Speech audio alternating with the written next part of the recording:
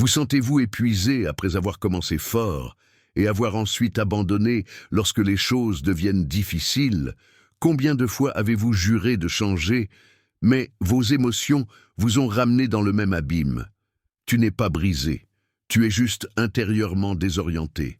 Aujourd'hui, vous allez découvrir la compétence secrète qui distingue ceux qui tombent de ceux qui tiennent bon. Maîtrise de soi. Peu importe combien de fois vous vous êtes trompé. Ce qui compte vraiment, c'est qu'aujourd'hui, enfin, tu vas apprendre à te maîtriser. Avant de continuer, si ce message résonne déjà en vous, abonnez-vous dès maintenant. Cette chaîne ne vous promet pas la facilité, mais un esprit fort pour surmonter les difficultés. 1. Le véritable ennemi est en vous. Pendant des années, on vous a fait croire que le monde était responsable.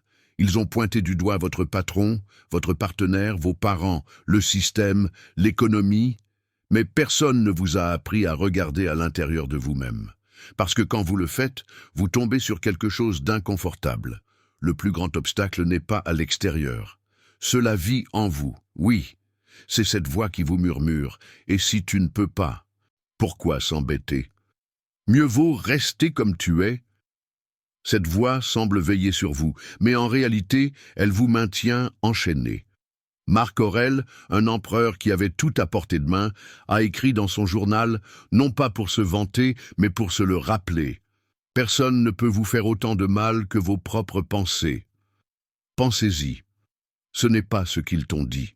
C'est comme ça que tu l'as répété 1000 fois dans ta tête. Ce n'est pas ce qui ne s'est pas passé comme prévu. C'est l'histoire que vous vous racontez encore à propos de cet échec. La maîtrise de soi commence lorsque vous arrêtez de lutter contre le monde et vous décidez d'affronter la bataille intérieure. Parce que si vous ne le faites pas, vous continuerez à réagir, à blâmer, à répéter les mêmes schémas, encore et encore. Et il y a autre chose. Cet ennemi intérieur, ce saboteur qui vit dans votre esprit, se nourrit de vos désirs incontrôlés. Et c'est là que nous allons ensuite. 2. Vos désirs vous ont asservi. Maintenant que vous reconnaissez l'ennemi intérieur, vous devez comprendre comment cela se manifeste. Il ne crie pas, cela ne menace pas. Il vous murmure doucement, tu le mérites, juste pour aujourd'hui. Une fois de plus, ne fera pas de mal. Cet ennemi se déguise en désir. Et quand vous n'avez pas de maîtrise de soi, ces désirs vous asservissent sans que vous vous en rendiez compte. Regardez attentivement, l'anxiété vous envahit. Vous mangez sans avoir faim. Vous vous sentez seul. Vous cherchez n'importe quelle compagnie. Vous êtes frustré. Vous criez, vous vous isolez, vous détruisez. Et puis tu te sens encore plus mal. Tu le vois? Votre esprit n'est pas libre. Elle est prise par des impulsions qui contrôlent votre vie sans votre permission. Ce n'est pas la liberté. C'est une prison émotionnelle. Les stoïciens n'avaient pas l'intention d'éliminer les désirs. Ce serait nier l'humain. Ce qu'ils ont fait, c'est les éduquer, les domestiquer, comme un animal sauvage. Parce que si vous ne les contrôlez pas, ils te contrôlent. Épictète a dit « Nul homme n'est libre s'il ne se gouverne pas lui-même ». Et voici quelque chose d'essentiel. Le désir lui-même n'est pas l'ennemi. Le problème est que vous réagissez sans réfléchir. Et cela vous affaiblit, cela vous rend manipulable, cela vous fait perdre l'estime de soi. Avez-vous déjà ressenti cette tristesse après être tombé dans l'habitude que vous aviez juré d'arrêter?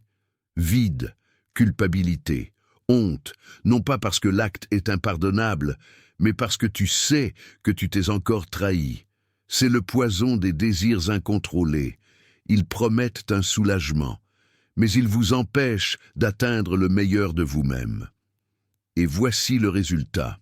Il ne s'agit pas de répression, il s'agit d'observer, de reporter, de choisir, parce que juste avant de tomber, il y a toujours un moment de silence, une seconde où tu pourrais décider autre chose. Et ce deuxième, c'est ce que nous allons explorer maintenant. 3. Le silence est le début. Après avoir reconnu comment les désirs vous piègent, vous devez apprendre à identifier un espace sacré. Le silence.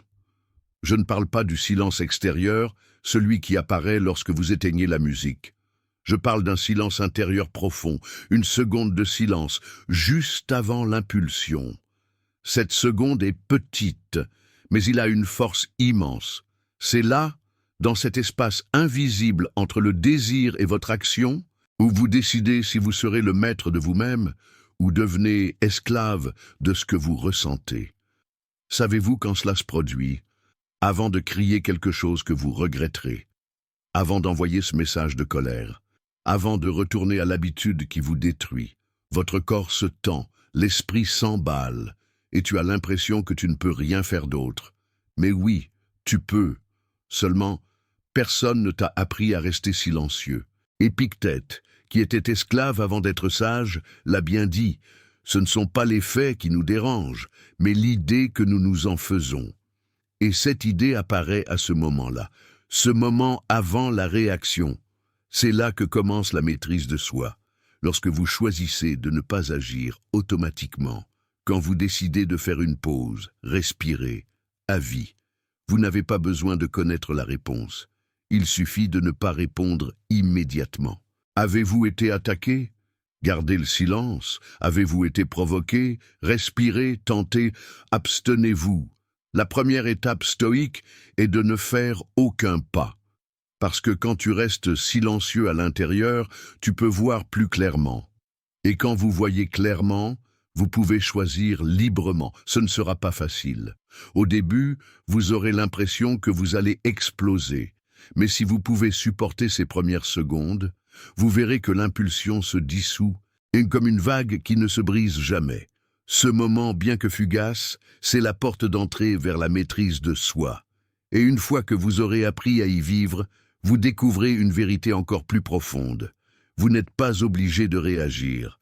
Vous avez le pouvoir de choisir, et ce sera notre prochaine étape. Si tout cela vous touche profondément, ne l'ignorez pas. Aimez, abonnez-vous et commentez. Quel a été votre plus grand combat intérieur jusqu'à présent? 4. Ne réagissez pas. Choisissez. Vous vous souvenez de cette seconde de silence dont nous avons parlé? Ce moment juste avant de répondre avec fureur, de tomber dans la tentation, de faire ce que vous regretterez plus tard. Cette seconde est votre grande chance. Parce que là, juste là, vous pouvez briser le schéma. Vous pouvez faire quelque chose de beaucoup plus puissant. Décider. Réagir est automatique. Décider est conscient. Réagir est un réflexe. Décider, c'est la liberté. Pensez-y comme ceci, quelqu'un vous crie dessus, et vous lui criez dessus en retour. C'est une réaction. Mais si vous respirez et choisissez de répondre calmement, c'est une décision. Ils vous ignorent, et vous les suppliez de leur prêter attention. C'est une réaction. Mais si tu choisis de rester avec toi-même, c'est une décision. Vous ressentez de la peur et vous fuyez. C'est une réaction. Mais si vous agissez par peur, c'est une décision. Épictète a dit, « Nous ne choisissons pas ce qui nous arrive, mais nous choisissons la manière dont nous réagissons. » Et c'est là que naît la maîtrise de soi.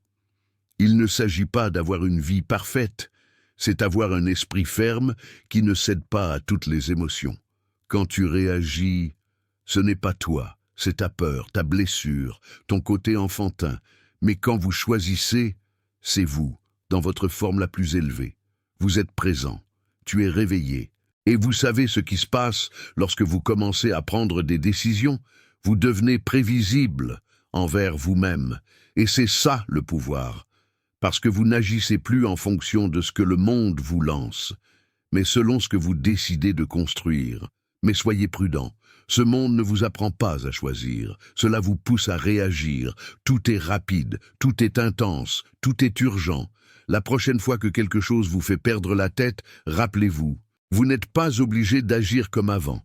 Vous êtes libre de réagir en tant que personne en contrôle. Et cette maîtrise de soi, il s'agit également de surmonter quelque chose de très séduisant. Plaisir facile. Ce sera notre prochain ennemi. 5. Le plaisir immédiat est un poison déguisé. Maintenant que vous avez commencé à décider consciemment, vous remarquerez quelque chose qui était auparavant passé inaperçu. L'ennemi n'apparaît pas toujours comme une douleur. Parfois, cela se présente sous forme de plaisir. Ouais, un plaisir facile, rapide et séduisant, c'est généralement le piège le plus dangereux, parce que la douleur est au moins ressentie. Ça fait mal, ça brûle, ça vous met mal à l'aise, mais le plaisir vous caresse comme il vous affaiblit. Cela vous est-il arrivé? Vous êtes épuisé, et au lieu de vous reposer, vous mangez par anxiété. Vous vous sentez seul, et au lieu de regarder à l'intérieur de vous-même, vous recherchez une affection sans signification. Vous êtes frustré, et au lieu de réfléchir, vous vous réfugiez dans un écran, une boisson, un bonbon, une excuse. Et bien sûr, vous obtenez un soulagement passager. Mais c'est comme boire de l'eau salée. Plus vous buvez, plus vous avez soif. Sénèque a averti il y a des siècles. Aucun plaisir modéré ne nuit, mais tout plaisir qui domine affaiblit. Voici le nœud du problème. Le plaisir n'est pas mauvais. Le plus dangereux est de l'utiliser comme un refuge constant. Parce que le plaisir mal utilisé vous stagne. Cela vous met à l'aise. Et le confort, en excès, détruit votre volonté. Regardez votre journée. Combien de décisions prenez-vous simplement parce qu'elles sont faciles et non parce qu'elles sont bonnes pour vous? Combien de fois avez-vous dit « juste cette fois » et vous avez perdu le compte? C'est le poison doux. Cela vous endort, cela vous déconnecte. Et un jour, vous vous réveillez en vous demandant « à quel moment me suis-je autant éloigné de moi-même » Le vrai stoïcien sait que le plaisir le plus profond n'est pas de céder, mais en conquérant. Il ne s'agit pas de rejeter le plaisir, nous ne sommes pas des robots, mais pour reprendre le contrôle de ce que vous choisissez. Lorsque vous décidez de reporter le plaisir, même de quelques minutes, vous renforcez le muscle le plus précieux que vous possédez, la volonté. Et avec une forte volonté, vous pouvez faire ce que beaucoup craignent, affronter la douleur de front. Parce que si vous résistez à la gratification instantanée, alors vous êtes prêt à affronter la souffrance avec dignité. Et celui-là est notre prochaine étape.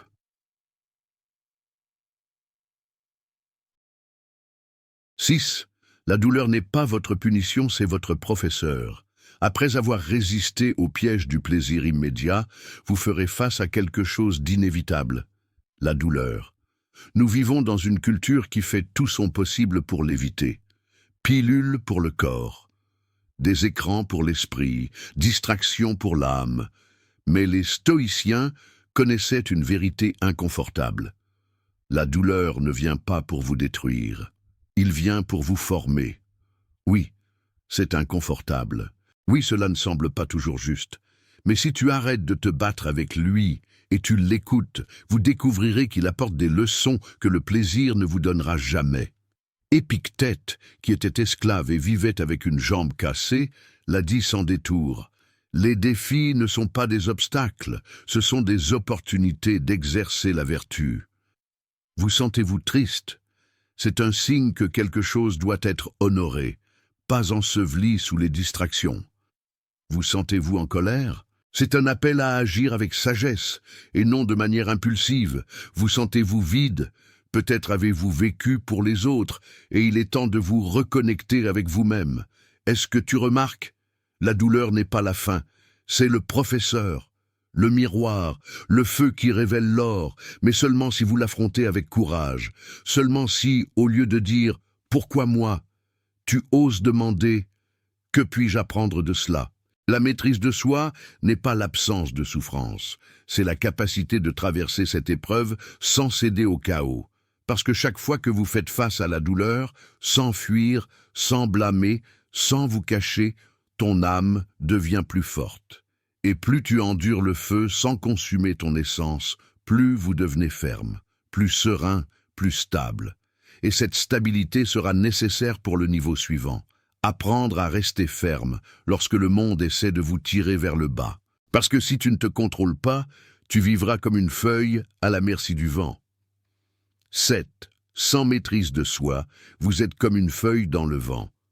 Imaginez une feuille sèche. léger, sans racines, sans direction. Un simple souffle, et ça a changé de cap. Il n'a pas de poids en soi, il n'a pas de centre. Ainsi vit celui qui ne se contrôle pas, au rythme de leurs émotions. Aujourd'hui, elle sourit, et sent qu'elle peut tout faire. Demain, il sera triste, et ne sortira pas du lit. Un compliment l'élève comme un dieu, une critique le brise comme un enfant blessé. Cela vous semble-t-il familier? Ce n'est pas vivre, c'est en train d'être traîné. Marc Aurèle l'a exprimé ainsi: la vraie tranquillité est l'ordre de l'âme. Mais il n'y a pas d'ordre dans un esprit emporté par toutes les émotions. Les émotions ne sont pas le problème. Le sentiment est naturel. La chose dangereuse, c'est laisser ce que vous ressentez décider pour vous. Regarde ça. Si à chaque fois que vous ressentez de la colère, vous attaquez, tu es une feuille dans le vent. Si à chaque fois que vous vous sentez seul, vous cherchez ce qui vous fait mal, tu es une feuille dans le vent. Si à chaque fois que tu as peur, tu t'enfuis, tu es une feuille dans le vent. Et voici quelque chose de sincère. Le monde ne va pas cesser de souffler. Il y aura des critiques, il y aura des pertes, il y aura des injustices. Tu ne peux pas contrôler le vent, mais vous pouvez renforcer vos racines. Et comment poussent ces racines? Avec discipline, avec présence, avec répétition. Chaque fois que vous choisissez de rester concentré, même si tout ce qui est dehors vous pousse à vous effondrer, vous affirmez votre force intérieure. Et puis, quelque chose de puissant émerge. La capacité d'observer vos pensées sans se laisser gouverner par eux. Parce que la prochaine étape est profonde. Comprendre que vous n'êtes pas ce que vous pensez. C'est vous qui l'observez. Et à partir de là, la vraie liberté commence. Si tout cela vous touche, aimez, abonnez-vous et commentez. Quelle a été votre bataille la plus difficile avec vous-même? 8. Vous n'êtes pas ce que vous pensez, vous êtes celui qui observe. Maintenant que vous comprenez que vivre sans contrôle, c'est comme être une feuille emportée par le vent, il est temps d'aller plus loin. Comprenez que vous n'êtes pas vos pensées, vous n'êtes pas non plus vos émotions, c'est toi qui les regardes passer. Cela peut vous paraître étrange au début. Depuis que nous sommes enfants, on nous a appris à croire que « je suis ce que je pense ». Mais ce n'est pas vrai. Pensez-y comme ceci. Avez-vous déjà eu une pensée sombre, étrange ou embarrassante, qui est apparue sans que vous le cherchiez? Quelque chose qui vous a même fait dire « Pourquoi ai-je pensé ça? Qu'est-ce qui ne va pas chez moi? Est-ce que je me trompe ?» Si vous pouvez le remettre en question, alors tu n'es pas cette pensée. C'est toi qui le remarques. Il en va de même pour ce que vous ressentez. Vous ressentez la peur, mais vous n'êtes pas la peur. Vous ressentez de la tristesse, mais vous n'êtes pas la tristesse. Vous ressentez de la colère, mais vous n'êtes pas la colère. C'est toi qui peux dire « Je le ressens maintenant, mais cela passera. Maintenant, je pense cela, mais je ne suis pas cela. » Marc Aurèle l'a résumé ainsi. Votre esprit devient ce que vous pensez. Purifiez vos pensées et vous trouverez la paix dans votre âme. Et comment purifiez-vous vos pensées? Je ne les combats pas, je ne m'enfuis pas, mais en les regardant de loin, comme s'il s'agissait de nuages traversant le ciel. Parfois le ciel est clair, parfois sombre. Mais le ciel, votre conscience, demeure toujours. C'est là votre véritable refuge, c'est votre pouvoir intérieur. Les stoïciens savaient que le premier pas vers la maîtrise de soi, c'était pour sortir du tourbillon mental et retour au centre. Et c'est formé. La prochaine fois que vous êtes pris dans vos émotions, faites ceci. 1. Prenez une grande inspiration. 2. Observez ce que vous pensez et ressentez. 3. Dites doucement, ce n'est pas moi, c'est juste une pensée. 4. Laisse faire, ne l'arrête pas, ne t'accroche pas. Ce sera difficile au début. Mais avec la pratique, vous gagnerez en force, parce que lorsque vous arrêtez de vous identifier à ce qui apparaît dans votre esprit, tu deviens libre. Et quand tu es libre à l'intérieur, vous commencez à vous occuper de quelque chose qui semblait séparé, ton corps, parce que l'esprit devient encore plus fort quand on maîtrise aussi le physique. Et c'est ce que nous allons voir maintenant. 9. Maîtriser le corps, renforcer l'esprit, Après avoir appris à observer vos pensées sans vous laisser emporter, il y a une vérité que vous devez assumer. Le corps et l'esprit sont profondément liés. Et si vous ne maîtrisez pas votre corps, vous finirez par perdre le contrôle mental. Aujourd'hui, beaucoup veulent avoir l'esprit tranquille, mais ils dorment mal, ils mangent sans conscience, ils bougent peu, ils vivent assis, distraits, stressés. Et puis ils se demandent « Pourquoi suis-je si irritable ? Pourquoi est-ce que je manque de volonté ? Pourquoi je n'arrive pas à me concentrer ?» Parfois, la réponse n'est pas spirituelle, c'est dans le physique. Épictète l'a dit sans détour. Ne vous plaignez pas de l'âme si vous avez négligé le corps qui la contient. Il ne s'agit pas d'esthétique. Les stoïciens ne recherchaient pas des corps parfaits. Ils voulaient des corps obéissants à leur volonté. Et comment y sont-ils parvenus? Ils se sont levés avant l'aube. Ils pratiquaient le jeûne volontaire. Ils ont marché sur de longues distances. Ils ont enduré le froid, la faim ou la fatigue sans se plaindre. Pas comme punition. Mais, à retenir, c'est moi qui commande ici, pas mes impulsions.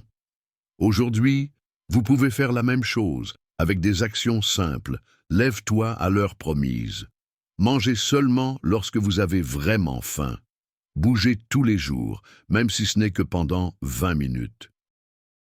Prenez des douches froides parfois, juste pour exercer votre volonté. Rangez votre espace, faites votre lit, respirez profondément. Ce n'est pas une question de force brute, c'est une question de cohérence. Parce que lorsque vous faites ce que vous avez dit que vous feriez, même si personne ne le voit, tu recommences à avoir confiance en toi. Et cette confiance intérieure, ce respect silencieux de soi-même, c'est ce qui vous permet de garder l'esprit stable lorsque tout s'effondre autour de vous. Voulez-vous plus de clarté mentale, plus de concentration, plus de maîtrise de soi? Commencez par votre corps, et votre esprit suivra. Et quand cela arrive, vous n'avez plus besoin de supplier le monde pour la paix, parce que vous serez préparé à ce qui arrive. Soyez en paix, même au milieu du chaos. 10. Ne demandez pas la paix. Entraînez-vous au chaos. Une fois que vous renforcez le corps pour soutenir l'esprit, une leçon arrive que très peu veulent accepter. Le monde ne va pas se calmer pour vous. C'est vous qui devez vous renforcer pour traverser le chaos. Beaucoup de gens passent leur vie à espérer que tout ira bien, que le patron soit juste, que le couple ne faillisse jamais, qu'il n'y ait ni perte ni conflit. Mais en attendant ce calme parfait, ils gaspillent la chose la plus précieuse, le présent. Les stoïciens ne vivaient pas en attendant que le monde change. Ils savaient que le monde était incontrôlable. La seule chose que vous pouvez contrôler, c'est celui que vous choisissez d'être au milieu de la tempête. Marc Aurèle, entouré de guerres, de trahisons et de maladies, a écrit « Ne souhaitez pas que les choses se passent comme vous le souhaitez. Souhaitez que les choses se passent comme elles le devraient, et vous serez en paix. » Remarquez-vous la différence? Ce n'est pas une résignation, c'est une préparation. Si tu sais qu'il va pleuvoir, tu peux continuer à te plaindre du temps, ou sortir avec un manteau et des bottes, prêt à affronter tout ce qui arrive. C'est ça la maîtrise de soi. Ne dépend pas du climat émotionnel du monde, de continuer à être toi. Les stoïques formés pour le chaos, ils pratiquaient la privation volontaire. Ils ont réfléchi à la perte. Ils se répétaient sans cesse « Cela aussi passera ». On leur rappelait chaque matin leur mortalité. Et vous pouvez le faire aussi. Si quelqu'un vous insulte, observez. Si la vie vous frappe, respirez. Si tout devient désordonné, ne fuyez pas, rangez votre intérieur. Est-ce difficile? Ouais. Est-ce que ça fait mal parfois? Aussi. Est-il possible? Complètement. Parce que la véritable maîtrise de soi ne se mesure pas à la façon dont tout se passe. Cela se révèle lorsque tout se brise, et que vous ne vous brisez pas. Être fort, c'est ne jamais tomber. C'est se lever 1000 fois sans perdre son centre. Et maintenant que tu as compris ça, le moment est venu de découvrir quelque chose d'aussi essentiel. Votre volonté doit également être entraînée. Et c'est ce que nous allons explorer ensuite. 11. La volonté se renforce comme un muscle. Une fois que vous comprenez que le monde ne s'adaptera pas à vous, il est temps de tourner notre regard vers l'intérieur. Et je vous pose une question sincère. Quelle est la force de ma volonté? Il ne suffit pas d'avoir de bonnes intentions, il ne suffit pas de vouloir changer, il ne suffit pas de souhaiter une vie meilleure. La volonté n'est pas un don, c'est une discipline. Et comme tout muscle, s'il n'est pas exercé, il s'atrophie. Beaucoup pensent que la volonté est un talent avec lequel on naît, comme si certaines personnes venaient au monde avec une discipline naturelle, et d'autres non. Mais les stoïciens savaient que ce n'était pas le cas. La volonté est construite, et vous vous entraînez dans les petites choses. Sénèque l'a clairement indiqué, les renoncements volontaires, même minimes, fortifient l'âme pour les grandes épreuves. Pensez à ceci, chaque fois que tu dis « je me lèverai tôt demain » et que tu le fais, tu renforces ta volonté. Chaque fois que vous décidez de ne pas céder à l'impulsion et que vous continuez, vous devenez plus maître de vous-même. Chaque fois que vous terminez ce que vous avez commencé, même si vous êtes fatigué, vous vous dites intérieurement « je peux me faire confiance ». Et l'inverse se produit également. Chaque fois que vous promettez quelque chose et que vous ne le tenez pas, ta volonté s'affaiblit.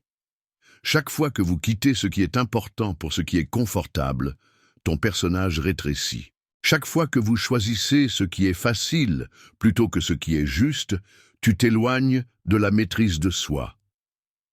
Au fil du temps, tu commences à te voir comme faible.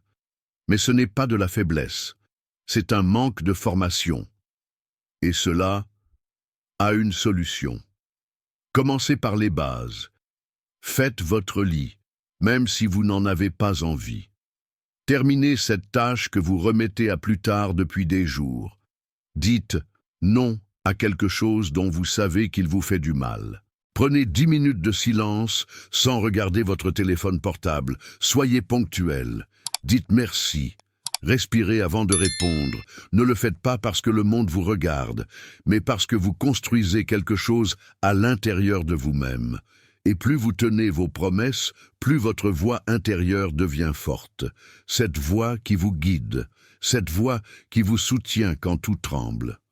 La volonté n'est pas une flamme constante. Parfois, il hésite. Parfois, il s'éteint.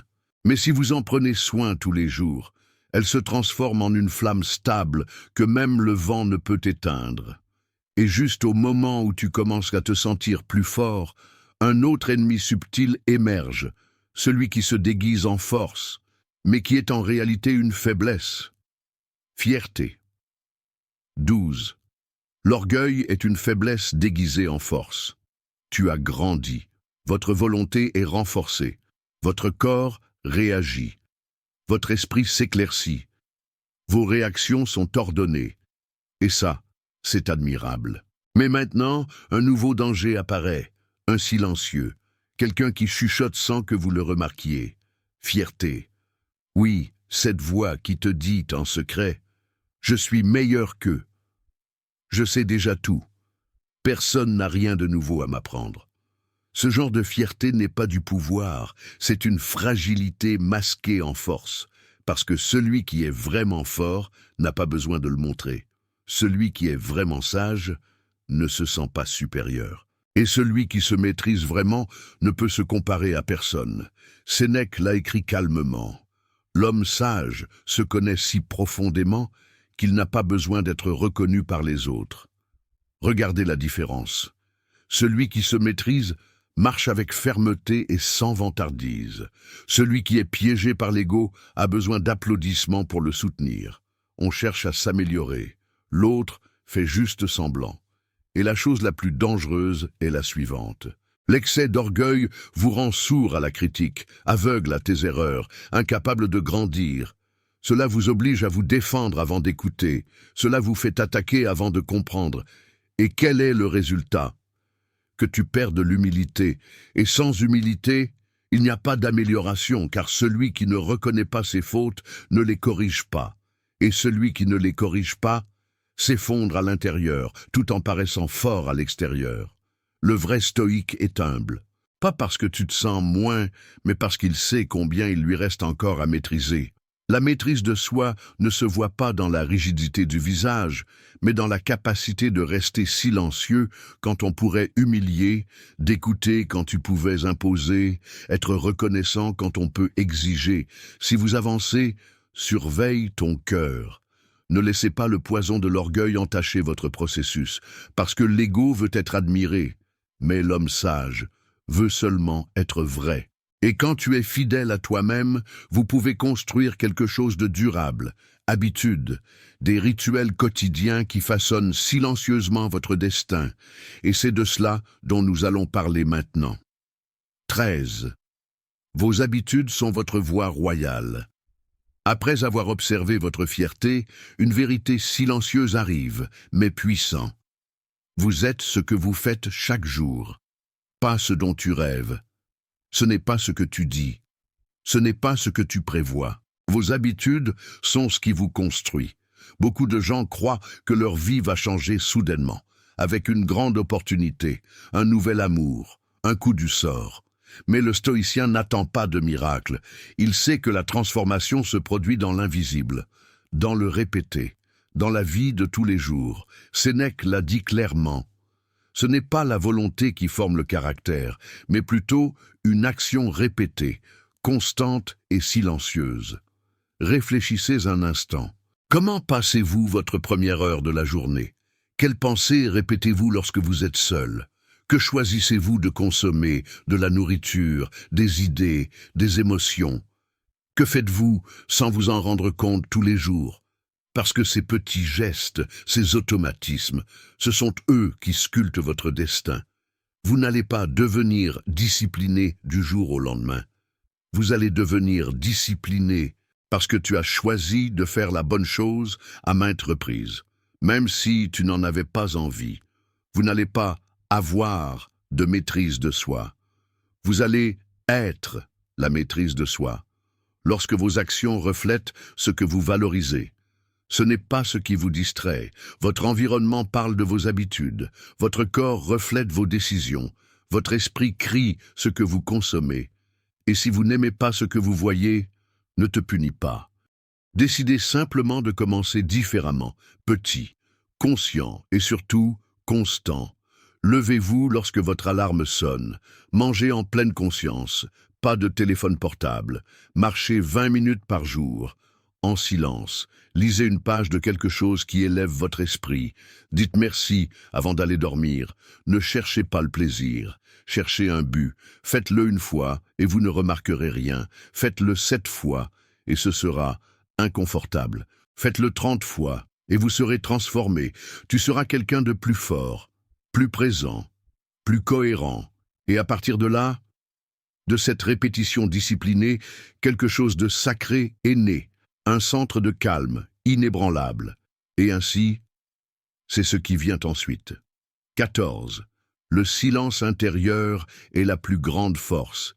Après avoir transformé vos habitudes pour entraîner votre volonté, résister au plaisir facile et de traverser la douleur comme s'il était un maître, tu découvres quelque chose qui ne fait pas de bruit, quelque chose qui n'a pas besoin d'être vu, quelque chose qui ne peut pas être acheté. Le silence intérieur. Et nous ne parlons pas de désactiver le bruit extérieur, ni déconnecter de votre téléphone portable, ni aller à la montagne. Nous parlons d'autre chose, un état d'esprit, un refuge en toi qui reste ferme, même si tout s'effondre autour de toi. Le silence intérieur est ce moment où vous n'avez plus besoin de vous défendre. Ne vous justifiez pas non plus, ni impressionner. C'est quand tu arrêtes de vivre en guerre avec ton passé, tu arrêtes d'anticiper l'avenir, et tu habites simplement le présent, avec acceptation. Marc Aurèle, entouré de conflits, de trahisons et de responsabilités, a écrit « Une âme calme est comme une eau claire. Elle reflète tout, sans être agitée. » C'est le pouvoir de la maîtrise de soi. Voyez ce qui se passe, sans le laisser vous détruire de l'intérieur. Est-ce qu'il t'insulte? Tu ne réagis pas. Est-ce qu'il t'ignore? Ne t'effondre pas. Le plan change-t-il? Tu restes. Parce que tu as construit un lieu sacré en toi. Un espace qui ne dépend pas du monde extérieur, un centre où l'anxiété, la peur et le besoin d'approbation n'atteignent pas. Et ce silence, ce n'est pas vide, c'est le pouvoir, c'est la clarté, c'est la liberté. Il ne s'agit pas de ne pas ressentir d'émotions, il s'agit de ne pas se faire kidnapper par eux. Il ne s'agit pas de vous rebuter, il s'agit de ne pas agir dans le chaos. Et comment ce silence intérieur est-il cultivé? Pratiquez la présence au quotidien. Asseyez-vous quelques minutes dans un environnement calme, sans stimuli. Observez vos pensées sans jugement. Rendre grâce en silence, sans se vanter. Être cohérent entre ce que vous pensez, ressentez et faites. Et surtout, le répéter.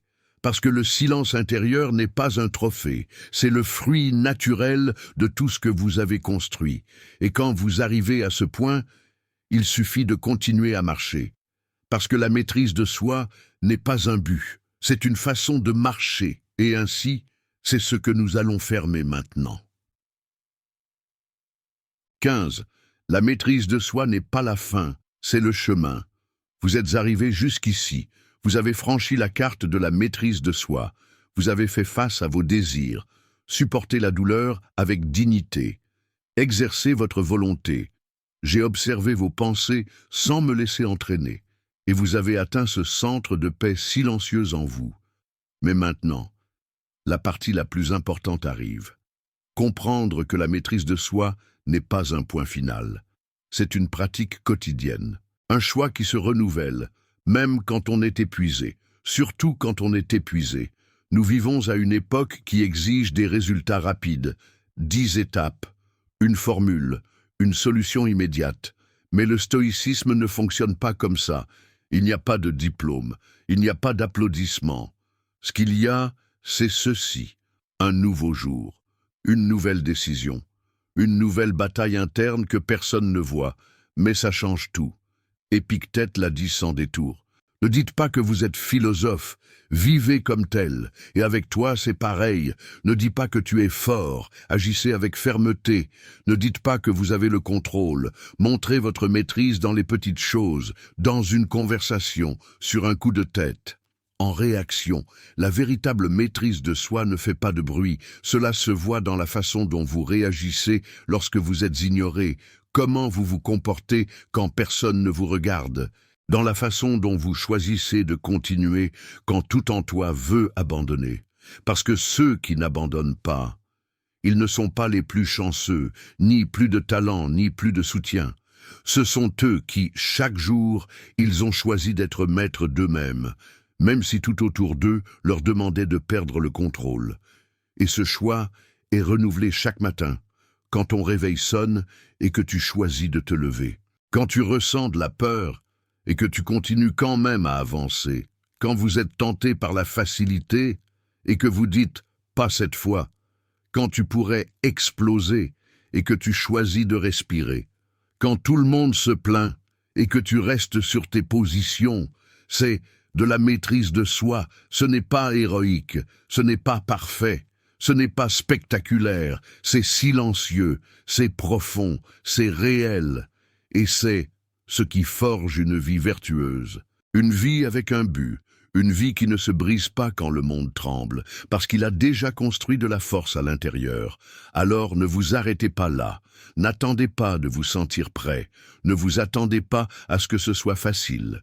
Passez simplement à l'étape suivante, calmement, avec courage, avec discipline. La maîtrise de soi n'est pas la fin, c'est le chemin. Et maintenant, c'est à votre tour de le parcourir. Vous n'avez pas besoin que le monde change. Vous devez devenir quelqu'un qui ne s'effondre pas quand tout le reste s'effondre, parce que le vrai pouvoir ne réside pas dans le contrôle des autres, mais en se maîtrisant soi-même, en silence, chaque jour. Si vous en avez assez de céder à la peur, à la colère, à la culpabilité, aujourd'hui, c'est le moment d'éveiller votre force stoïque. La maîtrise de soi n'est pas la perfection. C'est une décision. C'est la liberté. C'est un nouveau départ. La maîtrise de soi ne s'acquiert pas du jour au lendemain, mais elle se pratique au quotidien. Si vous êtes prêt à construire un esprit que rien ni personne ne pourra briser, abonnez-vous dès maintenant et marchez avec nous sur ce chemin de force intérieure.